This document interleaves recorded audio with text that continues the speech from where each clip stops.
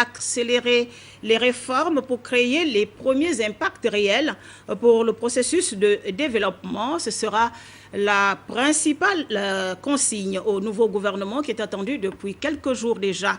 Un nouveau gouvernement qui devra s'inspirer du bilan d'étape dont les résultats sont diversement appréciés. Suivant le regard de la rédaction de Gabon Télévision avec Edgar Djembidoukaga.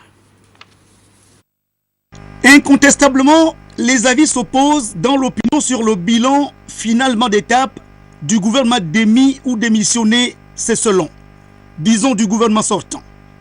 Et c'est autour des réformes engagées sur la voie de l'efficacité de l'administration, la modernisation et le développement des infrastructures publiques, l'amélioration des conditions de travail dans les secteurs de l'éducation, de la santé ou des forces de défense et de sécurité nationale.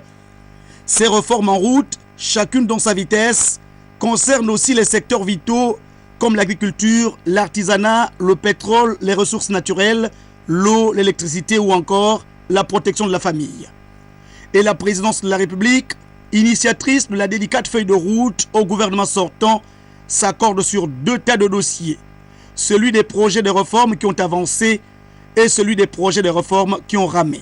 Ce qu'il faut retenir, c'est l'accélération des chantiers engagés. Ça, c'est une première chose. La seconde chose, c'est qu'il ne faut pas s'imaginer que tous les chantiers qui ont été engagés vont être terminés dans l'espace du mandat qu'est celui du chef de l'État. Parce que naturellement, il y a des chantiers qui prennent plus de temps que le seul mandat présidentiel. Et donc, il faut intégrer ça.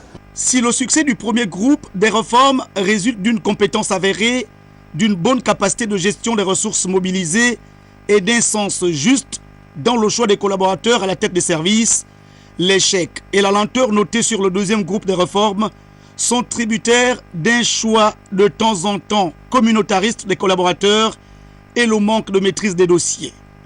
Il y a aussi la dispersion des services à travers la ville, l'insuffisance des moyens techniques, informatiques ou roulants, l'étroitesse des budgets de certains départements ministériels attribués à la mollesse des cadres administratifs et financiers invités aux conférences budgétaires annuelles.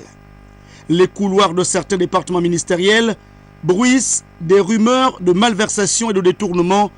À ces soupçons, certains administrateurs de crédit plus téméraires répondent souvent que les Gabonais parlent trop.